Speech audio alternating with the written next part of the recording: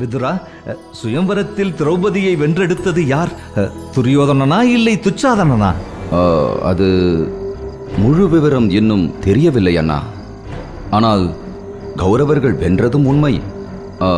திரௌபதி அத்தினாபுரத்தின் மருமகளாக வரப்போகிறாள் என்பதும் சத்தியமான உண்மை. என் பிள்ளைகளான கௌரவர்கள் குருவம்சத்தின் வல்லமையை நிலைநாட்டி விட்டார்கள் இல்லையா பெரியப்பா? ஆமாம் விதுரா, அத்தினாபுரத்தின் மருமகளாக வரும் திரௌபதியை வரவேற்க அமர்க்களமான ஏற்பாடுகளை செய்ய வேண்டும். அதற்கான பணிகளை இப்பொழுதே முடுக்கிவிடு. அண்ணா, இப்போதே பணிகளை முடுக்கி விடுகிறோம். நாங்கள் வருகிறோம். புறப்படுவோமா பெரியப்பா?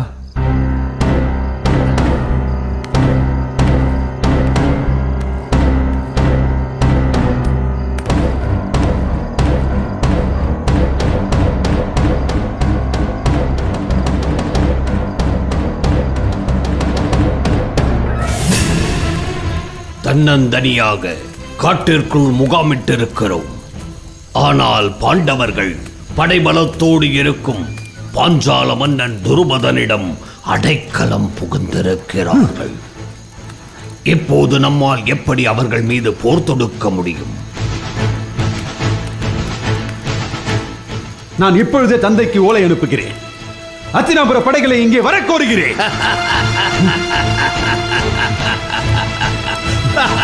மாமா, ஏன் இந்த எலட சிரிப்பு? ஆத்திரம் மீண்டும் மீண்டும் உன் அறிவுக்கு திரை போட்டு மறைத்துக் கொண்டே இருக்கிறது. மாமா, அண்ணன் சொல்வதில் என்ன தவறு இருக்கிறது? நம் படைகளை கொண்டு துர்பதன் மீது போர் தொடுக்கலாமே. அத்தினாபுரத்தில் விதுரன் என்ற மகா மந்திரியும் பீஷ்மர் என்ற பிதாமகரும் இருப்பதை நீங்கள் இருவரும் மறந்து விட்டீர்களா? விதுரரும் பீஷ்மரும் அத்தினாபுரத்தில் இருக்கும் வரை பாண்டவர்களுக்கு எதிராக நீங்கள் ஓர் துரும்பை கூட அசைக்க முடியாது. பாண்டவர்கள் உயிரோடு இருப்பதை அவர்கள் இருவரும் அறிந்தால் துருபதன் மீது படையெடுக்க அவர்கள் ஒப்புக்கொள்ள மாட்டார்கள். மாறாக அவர்களை வரவேற்க ஆரத்தி எடுக்கும்படி ஆணையிடுவார்கள். அப்படியானால் பாண்டவர்களோடு நேருக்கு நேர் மோத நான் தயாராக இருக்கிறேன். நண்பா, இப்போதே அனுமதி கொடு. என் உயிரை கொடுத்தேனும் உன் அவமானத்தை நான் துடைத்தெறிகிறேன். கர்ணா, நான் என்ற அகம்பாவம் கொள்ளும் நேரமல்ல இது. சிந்தித்து செயலாற்ற வேண்டிய தருணம் இது. நீங்கள் சிந்தித்து சிந்தித்து தான் நாங்கள் சீரழிந்து போயிருக்கிறோம். அப்படியானால் பாண்டவர்களை நம்மால் வெல்லவே முடியாதா? இதே அவமானத்தோடு நாம் நாடு திரும்பினால் அத்தினாபுரத்தில் உள்ள சிறு குழந்தை கூட நம் மீது எல்லை நகையாடும். அத்தினாபுர படைகள் இல்லை என்றால் என்ன? என் மீது பாசம் கொண்ட சோமதத்தரும் அவருடைய புதல்வரும் எனது நண்பனுமான பூரிசிரவசம் இருக்கிறார்கள். பாண்டவர்களை வெல்லக்கூடிய சக்தி வாய்ந்த படை அவர்களிடம் இருக்கிறது. அவர்கள் எனக்கு நிச்சயம் உதவுவார்கள். இது சரியான யோசனை. உடனே சோமதத்தனுக்கும் பூரிசிரவசுக்கும் தகவல் அனுப்புவோம். துரியோதனா, சோமதத்தன் என்பவர் யார்? உன் நண்பன் பூரிசிரவஸ் என்பவரை இதுவரை நான் கண்டதில்லை. அவர் யார்? சோமதத்தர் சந்தனு மன்னர் வழிவந்தவர், குருகுலத்தை சேர்ந்தவர். எனது தந்தை திருதராஷ்டிரரின் நெருங்கிய நண்பர். இன்றும் அவர்களுடைய நட்பு உயிர்ப்போடு நீடித்திருக்கிறது. ஒரு முறை திருதராஷ்டிரனுக்கு பட்டம் சூட்டுவதா, பாண்டுவுக்கு பட்டம் சூட்டுவதா என்ற பிரச்சனை அத்தினாபுரத்தில் எழுந்தது. அப்போது திருதராஷ்டிரன் பக்கம் இருந்து கடுமையாக வாதாடியவன் சோமதத்தன். சரி, அவருடைய வாதம்தான் என்ன? திருதராஷ்டிரன் மூத்தவர் என்பதை நீ அறிவாய். ஆனால் அவர் பார்வையற்றவர் என்ற ஒரே காரணத்தினால் அவருக்கு பதவி மறுக்கப்பட்டது. அப்போது அரசர் திருதராஷ்டிரன் பக்கம் இருந்து வாதாடியவர் சோமதத்தன். பலே துரியோதனா, நீ சரியான எதிரியை தான் தேர்ந்தெடுத்திருக்கிறாய். அது மட்டுமல்ல, நமக்கு எதிரியான கிருஷ்ணன் சோமதத்தருக்கும் எதிரியே. அது ஒரு தனி கதை. ஆக பாண்டவர்கள் நமக்கு மட்டும் எதிரி அல்ல, சோமதத்தருக்கும் எதிரிதான்.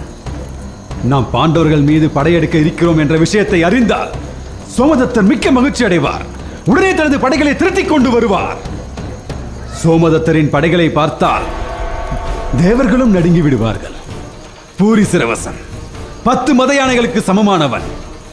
பாண்டவர்களையும் பாஞ்சால தேசத்து படைகளையும் உரு தெரியாமல் அழித்து விடுவான். அழிந்தார்கள் பாண்டவர்கள், ஒழிந்தது என்னை இகழ்ந்த பாஞ்சால தேசம். இப்போதே நான் போருக்கு தயார், போருக்கு தயார், போருக்கு தயார்.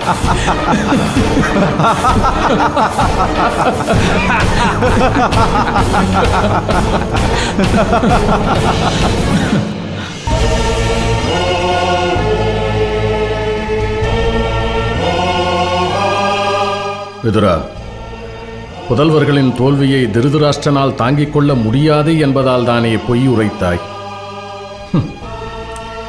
எத்தனை நாள்தான் இந்த உண்மையை நம்மால் மூடி மறைக்க முடியும்? பெரியப்பா, நான் பொய் உரைக்கவில்லை. அரசரிடம் நான் சொன்னது சத்தியமான உண்மை. அப்படியென்றால் கௌரவர்கள் சுயம்வரத்தில் தோற்றுவிட்டதாக பாஞ்சாலத்திலிருந்து வந்த ஒற்றன் கூறினானே, அது பொய்யான தகவலா? அதுவும் உண்மையே. எனக்கு ஒன்றும் விளங்கவில்லை.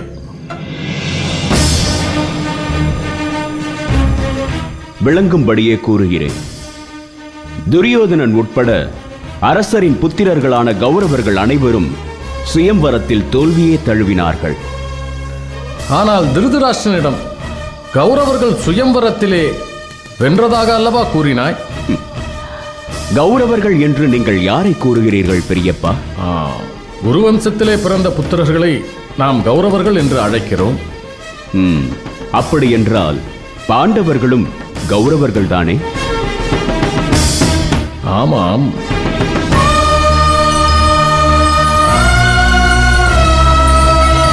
நீ சொல்வது? ஆம். அந்தணர் ரூபத்தில் வந்து சுயம்வரத்தில் திரௌபதியை வென்றது அர்ஜுனன். நம் அர்ஜுனன். என் செவிகளில் விழும் இந்த மந்திர சொல் பொய்யில்லையே, நான் காண்பது கனவில்லையே. இல்லை பெரியப்பா, சுயம்வரத்தில் திரௌபதியை வென்றது நம் அர்ஜுனன் தான். அதனால்தான் சுயம்வரத்தில் கௌரவர்கள் வென்றார்கள் என்று அரசரிடம் நான் கூறினேன். ஆஹா, மதிநுட்பமான பதில். அப்படி என்றால் பாண்டவர்கள்? பாண்டவர்களும் அரசியார் குந்தி தேவியும் இப்பொழுது துருபதனின் அரண்மனையில் தஞ்சமடைந்திருக்கிறார்கள். பாண்டவர்கள் வெளிப்படும் காலம் வந்துவிட்டது பெரியப்பா. அவர்கள் இனி யாருக்கும் அஞ்சி தலைமறைவாக வாழ வேண்டிய அவசியமில்லை. உடனே பாண்டவர்களை உரிய மரியாதையுடன் அழைத்து வர வேண்டாமா?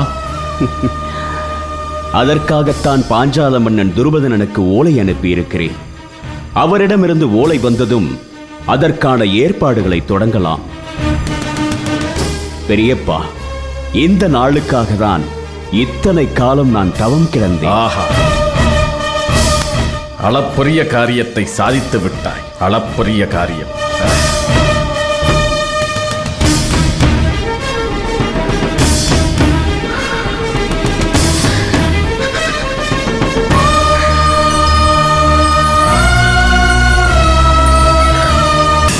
பெரியப்பா, தங்கள் கண்கள் கலங்கி இருக்கிறது. விதுரா, இன்று என் மனம் ஆழிப்பேரலை போல் ஆர்வரிக்கிறது. கட்டுக்கடங்காமல் ஆனந்த பெருக்கால் குதூகலித்து கொந்தளிக்கிறது. விதுரா, விதுரா, வா வா என்னோடு.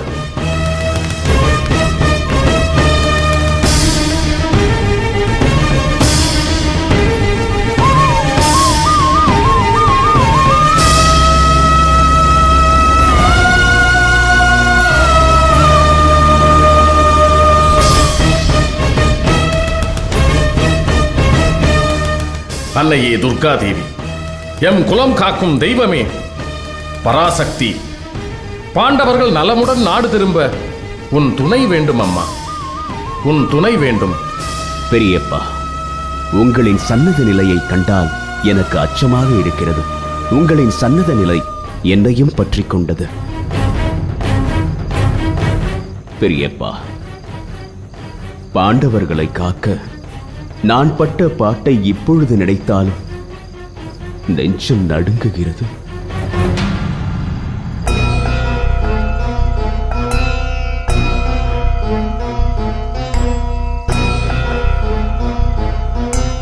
அரக்கினால் மாளிகை கட்டி இரக்கமே இல்லாமல் அதிலே பாண்டவர்களை தங்க வைத்தான் துரியோதனன்.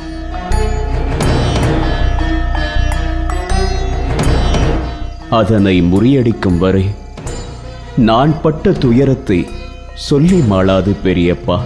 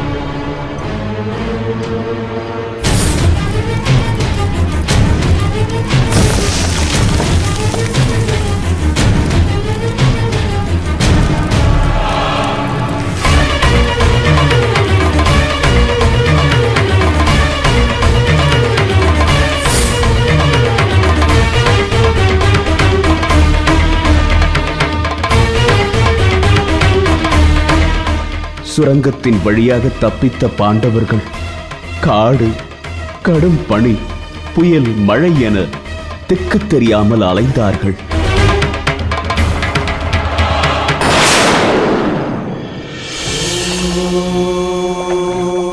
ஏதுமின்றியே தொடங்குகின்றதே பார் இந்த பாரதம்.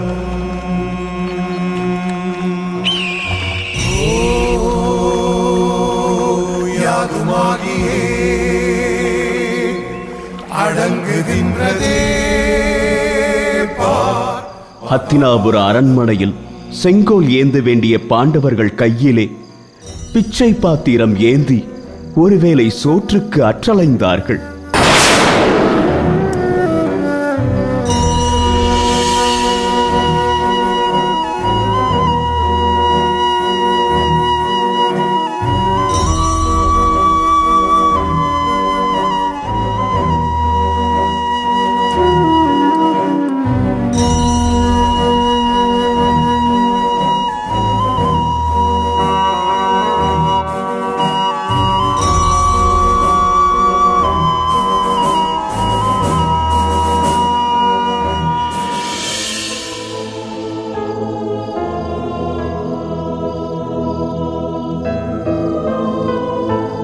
பஞ்சனையில் துயில் கொள்ள வேண்டிய ராஜகுமாரர்கள் பராரியைப் போல் தெருவோரம் கிடந்தார்கள். நான் உறங்கி எத்தனை காலமானது தெரியுமா பெரியப்பா? இன்று நான் நிம்மதியாக துயில் கொள்வேன். விரைவில் வெற்றி வீரர்களாக நாடு திரும்ப பாண்டவர்கள் காத்திருக்கிறார்கள். இந்த நாளுக்காகத்தான் இத்தனை காலம் நான் தவம் கிடந்தேன்.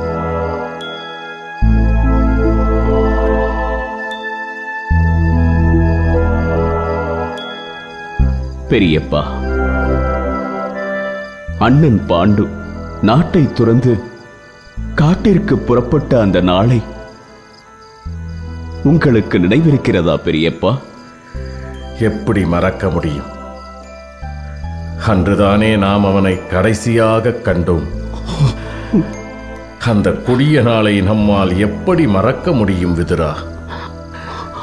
எப்படி மறக்க முடியும்?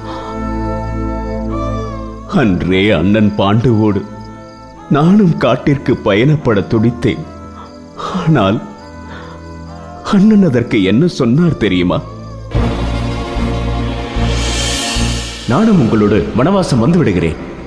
விதுரா, மீண்டும் தொடங்கிய இடத்திற்கே வந்து விட்டாயே. இப்போது வெளிப்படையாகவே கேட்கிறேன், சொல்.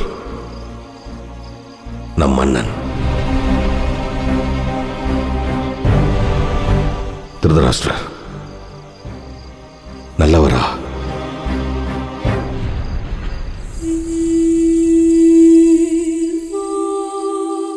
இல்லை, பிடிவாதம் கொண்டவர், பேராசை கொண்டவர். அவரால் நம் அத்தினாபுர அரசை நல்வழியில் ஆட்சி செய்ய முடியுமா? முடியும் என்று எனக்கு தோன்றவில்லை. அப்படியானால் நம் முன்னோர்கள் கட்டிக்காத்த அத்தினாபுர சாம்ராஜ்யத்தின் கதி அதோ கதிதானா?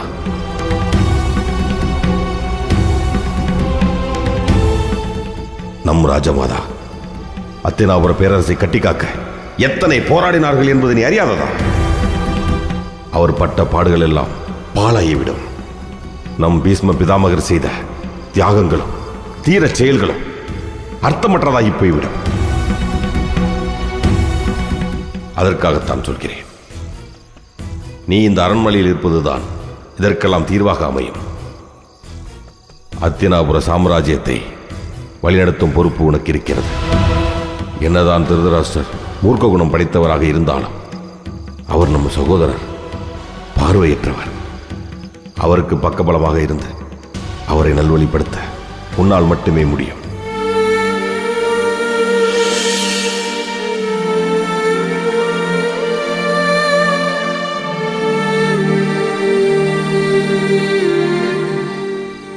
இந்த அத்தினாபுர சாம்ராஜ்யத்தின் எதிர்காலம் உன் கையில் இருக்கிறது என்று என்னை தடுத்தார்.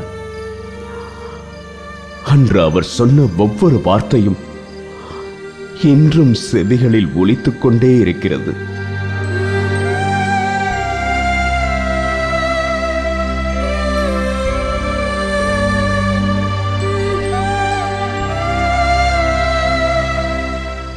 அண்ணனுக்கு கொடுத்த வாக்கை நான் காப்பாற்றி விட்டேன் பெரியப்பா. இந்த அத்தினாபுர சாம்ராஜ்யத்தில் விழவிருந்த தீராத பழியை தடுத்து விட்டேன். விதுரா, உன் மன உறுதியும் செயல்திறனும் என்னை வியக்க வைத்து விட்டது. இந்த அத்தினாபுரத்தின் காவலன் நான் அல்ல, நீதான் விதுரா. இல்லை பெரியப்பா, இது உங்கள் அடக்கத்தை காட்டுகிறது. உண்மையில் உங்கள் முன் நான் ஒரு துரும்பு. விதுரா, ராஜமாதா சத்தியவதி உனக்கு மணமகள் தேடுவதை நிறுத்தும் பொழுது நீ கலங்கி நின்றாயே, அந்த நாள் உனக்கு நினைவில் இருக்கிறதா? எப்படி மறக்க முடியும் பெரியப்பா? என்னை எனக்கே யார் என்று காட்டிய நாள் அல்லவா அது? அன்று உன் பிறப்பை நினைத்து கலங்கியதை என்று நினைத்தாலும் என் நெஞ்சை யாரோ அறுப்பது போல் இருக்கிறது. நான் அன்றே சொன்னேன், இந்த அத்தினாபுர சாம்ராஜ்யத்திற்கு நீ ஆற்ற வேண்டிய அளப்பரிய கடமைகள் காத்திருக்கிறது என்று. இன்று நீ அதை உணர்ந்து கொண்டாயா விதுரா? உண்மைதான் பெரியப்பா. ஆறாத ரணமாக கிடந்த என் மனதை ஆற்றியது உங்கள் வார்த்தைதான். அன்று நீங்கள் சொன்ன சத்தியமான வார்த்தை இன்று பலித்திருக்கிறது பெரியப்பா.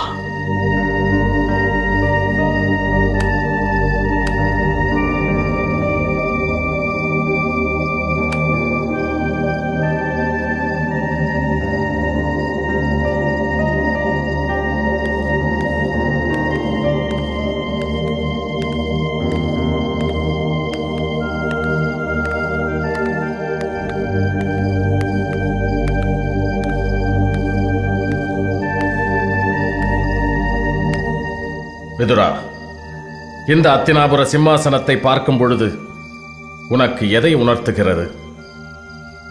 பாண்டவர்கள் மீண்டும் அத்தினாபுர அரண்மனைக்குள் பாதம் பணிக்கும் காலம் நெருங்கிவிட்டது. தர்மத்தின் புதல்வனான தர்மன் இந்த அத்தினாபுர சிம்மாசனத்தை அலங்கரிப்பான். பெரியப்பா, மீண்டும் குரு வம்சத்தை தர்மமே ஆட்சி செய்யும். உன் விருப்பம் அப்பழுக்கற்றது.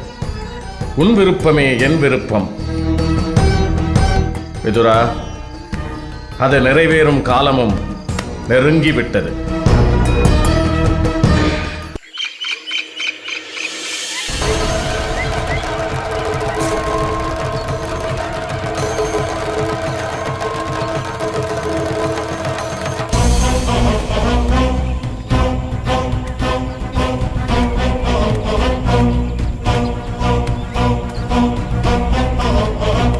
துரியோதனா, ஏன் இப்படி நிலை கொள்ளாமல் நடந்து கொண்டிருக்கிறாய்?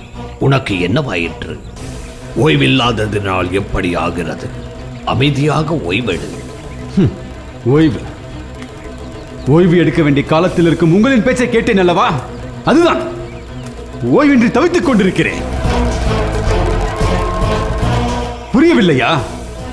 சொல் புத்தியே என்னை இந்த நிலைக்கு ஆளாக்கியது என்று சொல்கிறேன். உங்களுடைய சொல்லுக்கு செவிசாய்த்ததன் பயனை இப்பொழுது அனுபவித்துக் கொண்டிருக்கிறேன். ஏன் என்று உன் கோபம் என் பக்கம் திரும்புகிறதே? நன்றாக சிந்தித்து பாருங்கள், அது உங்களுக்கே புரியும். எனக்கு ஒன்றும் புரியவில்லையே. புரியவில்லையா? அல்லது புரியாதது போல் நடிக்கிறீர்களா? என் தோல்வி அத்தனைக்கும் நீங்கள் ஒருவர்தான் காரணம் மாமா. அன்பா, என்ன இது? மாமாவை இப்படி கடிந்து கொள்ளலாமா? கர்ணா, நீ அவனை தடுக்க வேண்டாம். மனதில் உள்ள கசப்பை அவன் வெளியேற்றட்டும். அதுதான் எங்கள் இருவருக்கும் நல்லது.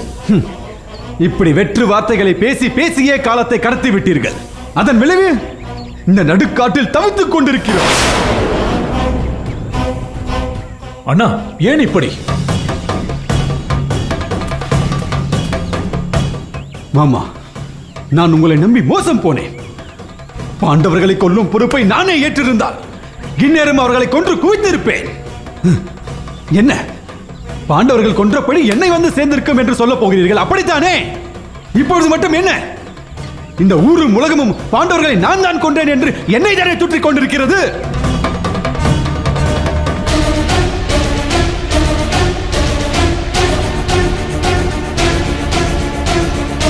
பாண்டவர்களை கொன்றபடி நம்மை வது சேராது என்றுதான் அரக்கு மாளிகை கட்டினீர்கள். பாண்டவர்களை வாரணாவதம் அனுப்பினீர்கள். அவர்களை தீயிலிட்டு பொசுக்குவதாக ஜம்பம் பேசினீர்கள். இப்பொழுது என்ன ஆயிற்று? உங்களுடைய வார்த்தைகள் எல்லாம் மண்ணோடு மண்ணாக போய்விட்டது.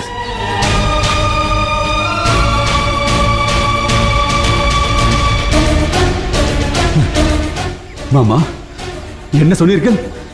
மாமா இருக்கும் வரை நான் தானே இந்த அத்தினாபுரத்தின் இளவரசனா? ஏன் மாமா இந்த வெற்று பேச்சு உங்களுக்கு? மறுபடியும் சொல்லுங்கள், சொல்லுங்கள். மாமன் தான் பாண்டவர்களுக்கு யமனா? ஏன் இந்த வீண் ஜம்பம் உங்களுக்கு? இப்போது புரிஞ்சிருக்கும் யாருக்கு யார் யமன் என்று. பாண்டவர்களை நினைக்கும் பொழுது எனது நெஞ்சு எரிகிறது, ரத்த நாளங்கள் துடிக்கிறது. அவர்கள் பெறும் ஒவ்வொரு வெற்றியும் என்னை அகில பாதாளத்தில் தள்ளுகின்றது. அந்த விதுரனோ பாண்டவர்களின் வெற்றிக்கு வழிவகுக்கிறான், நீங்களோ எங்களுடைய தோல்விக்கு வழிவகுக்கிறீர்கள்.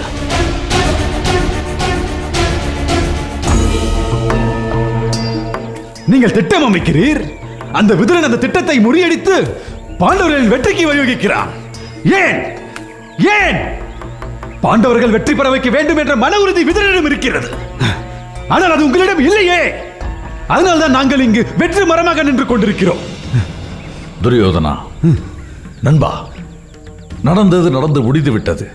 இனி யாரை குறை கூறி என்ன பயன்? மாமாவை நிந்திப்பதை நிறுத்திவிட்டு சத்திரிய தர்மப்படி அந்த பாண்டவர்களை எப்படி சந்திப்பது என்று சிந்திப்போம். மாமா, நான் விவரம் அறிந்த நாள் முதல் உங்களையே நம்பிக்கொண்டிருக்கிறேன். உங்கள் சொல்லுக்கு மறுசொல் சொன்னதே இல்லை. ஏனென்றால் உங்கள் மீது அத்தனை நம்பிக்கை மாமா. அந்த நம்பிக்கைக்கு உண்டான பலனை இப்போது நீங்களே காண்கிறீர்கள் அல்லவா? என் நாட்டை விட, என் நலனை விட, என் ரத்த சொந்த பந்தங்களின் நலனை விட உன் நலனே பெரிதென்று உன் காலையே சுற்றி சுற்றி வருகிறேன் அல்லவா? அதனால் தான் நீ என்னை நாயினும் கீழாக நினைக்கிறாய். எனக்கு இது தேவைதான்.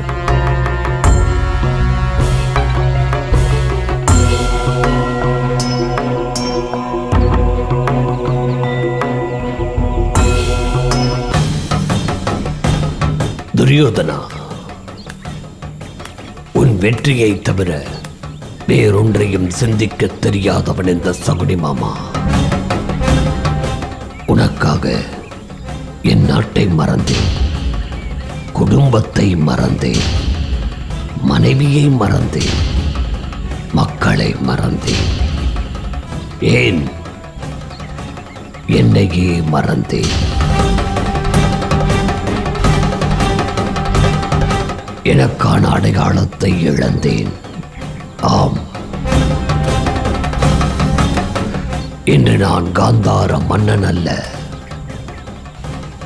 காந்தாரியின் சகோதரனும் அல்ல.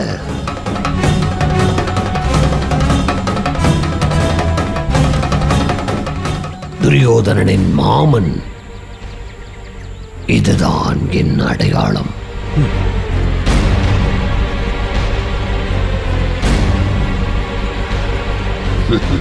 அதற்கு நீ நல்ல வெகுமதி கொடுத்து விட்டாய் துரியோதனா.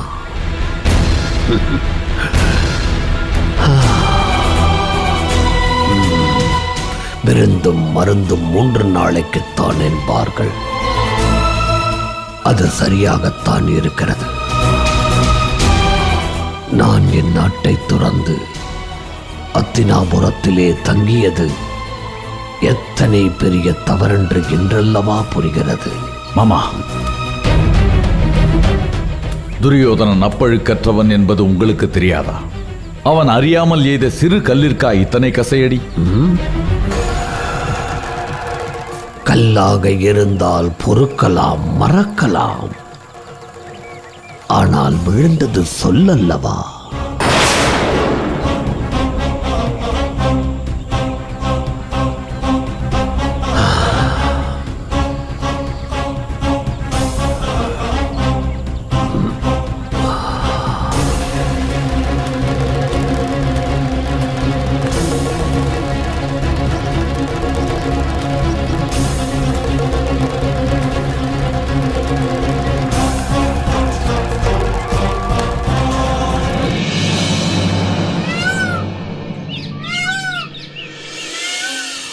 அடுத்து என்ன செய்ய வேண்டும் என்பது பற்றி முடிவெடுக்க வேண்டிய நேரம் வந்துவிட்டது. இதில் முடிவு செய்ய என்ன இருக்கிறது? நாம் இப்போதே அத்தினாபுரம் மீது போர் தொடுக்க வேண்டும். இல்லை, நம்மை அற்றலைய விட்ட கௌரவர்களை வேறறுக்க வேண்டும். பீமா, நீ ஆவேசத்தில் மதியிழந்து பேசுகிறாய். அத்தினாபுர சாம்ராஜ்யம் என்பது கௌரவர்கள் மட்டுமல்ல. உன் தாத்தா பீஷ்மர், பெரியப்பா திருதராஷ்டிரர், சித்தப்பா விதுரர், குல குருக்களான துரோணாச்சாரியர், கிருபர் அனைவரும் அங்குதான் இருக்கிறார்கள். நீ அவர்களுடன் போர் புரிவாயா? அப்போது இதற்கு முடிவுதான் என்ன? அதை விவாதிக்கத்தான் இங்கு கூடியிருக்கிறோம். குந்தி தேவியாரே, எனது கருத்தை நான் கூறலாமா? கூறுங்கள் அரசே. சத்திரியனுக்கு ராஜ்யமே லட்சியம்.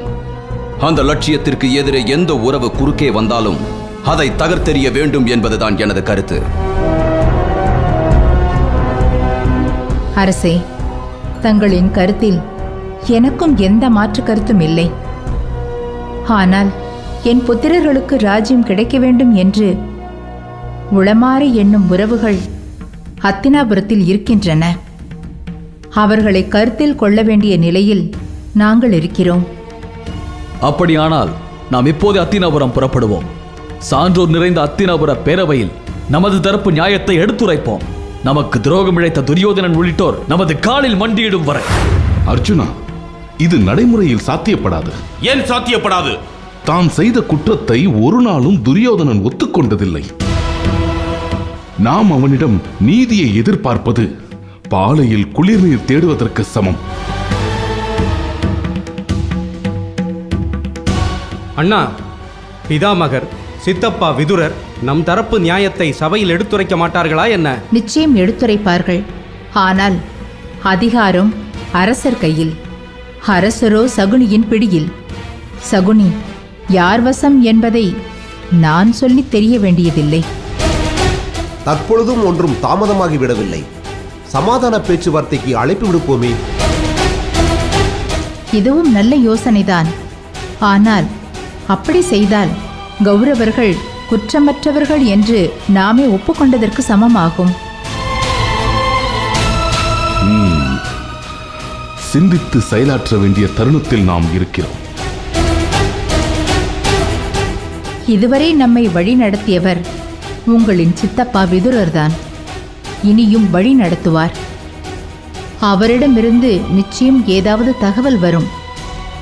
அதுவரை சற்று அமைதியாக இருங்கள். அண்ணா வணக்கம். வணக்கம். அத்தினாபுர சாம்ராஜ்யத்தின் மகாமந்திரி விதுரரிடமிருந்து ஓலை வந்திருக்கிறது.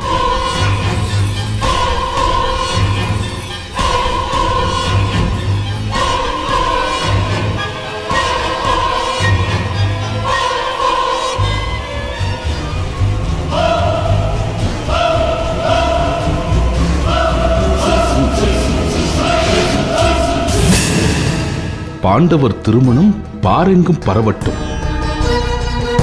துருவத மாமன்னர் தூதனுப்பட்டும். வல்லவன் சொல்லுக்கு வலிமை உண்டு. உரைப்பார் உரைக்கும் முறைப்படி உரைத்தால் அழைப்பார் அழைக்கும் முறைப்படி அழைப்பார். பாண்டவர்களாகிய நம் திருமணத்தை பற்றி அத்தினாபுரத்திற்கு அறிவிக்கச் சொல்லி இருக்கிறார் நம் சித்தப்பா. அப்படித்தானே அண்ணா? அப்படித்தான். ஆஹா, பீமண்ணாவின் அறிவு இப்போதுதான் சுடர்விட்டு பிரகாசிக்கின்றது.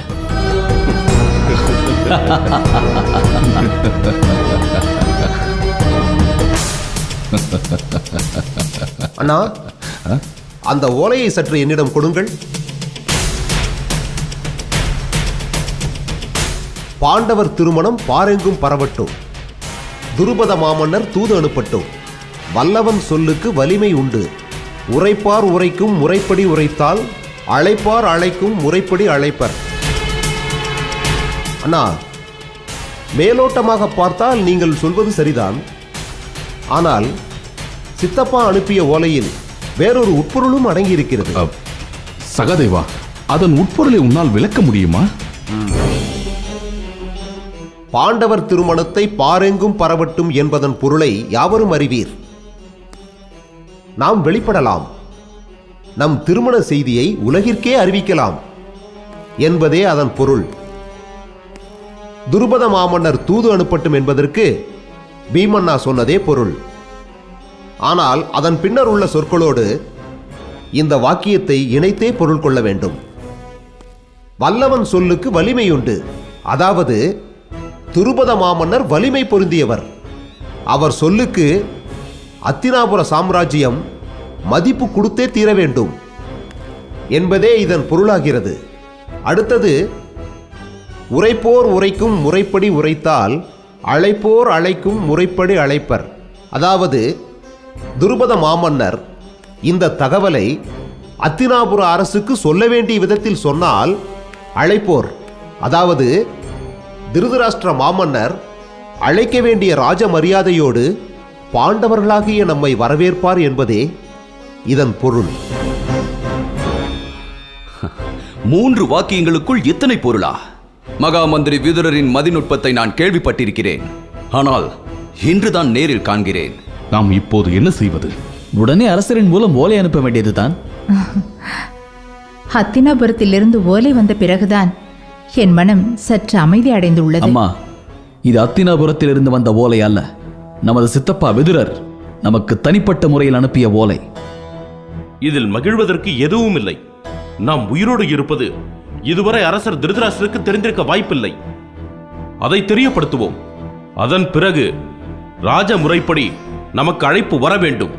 இல்லையேல் பீமா, முதலில் ஓலை அனுப்புவோம். பிறகு நடப்பதை பொறுத்திருந்து பார்ப்போம்.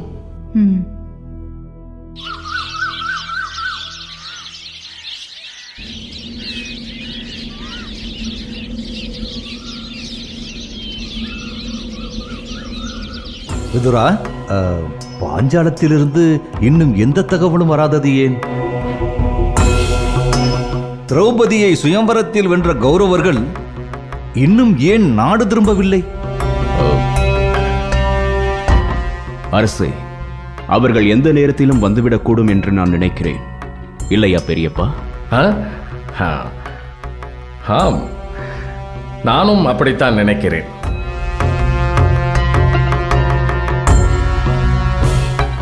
இனியும் எத்தனை நாட்களுக்குத்தான் காத்திருப்பது? நாம் உடனே வீரர்களை பாஞ்சாலம் அனுப்பி நமது கௌரவர்களை அழைத்து வர ஏற்பாடு செய்வோம். கௌரவர்கள் சுயம்வரத்தில் வென்றதாக விதுரன் சொல்கிறான். அப்படி என்றால் துருபத மன்னன் நிச்சயம் நமக்கு முறைப்படி ஓலை அனுப்புவான். அதுவரை சற்று பொறுமை காப்போம். ஆனால் எனக்கு நிலை கொள்ளவில்லை. ஏன் இத்தனை தாமதம்? துருபத மாமன்னரின் அரண்மனையில் தொடர்ந்து விருந்தும் விழாக்களும் நடப்பதாக கேள்விப்பட்டேன். அதனால் தாமதம் ஏற்படலாம். இல்லை விதுரா, நீ என்ன சொன்னாலும் என் மனம் சமாதானம் அடையவில்லை. நாம் உடனே துருபதனுக்கு தூது அனுப்பலாம்.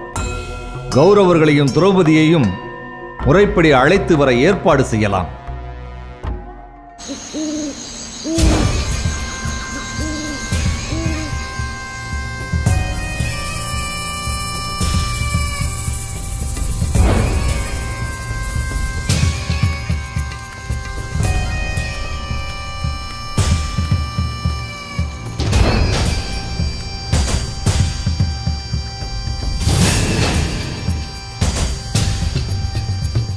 மாமா, என்னை மன்னித்து விடுங்கள்.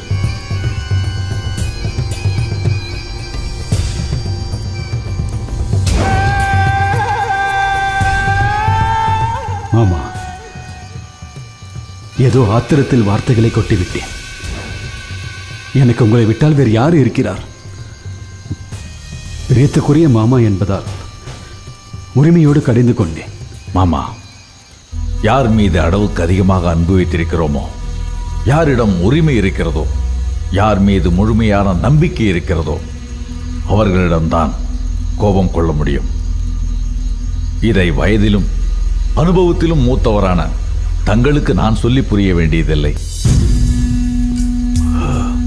துரியோதனா, உன் கோபம் நியாயமானது. பாண்டவர்கள் மீது விதுரர் கொண்ட அன்பு வென்றுவிட்டது.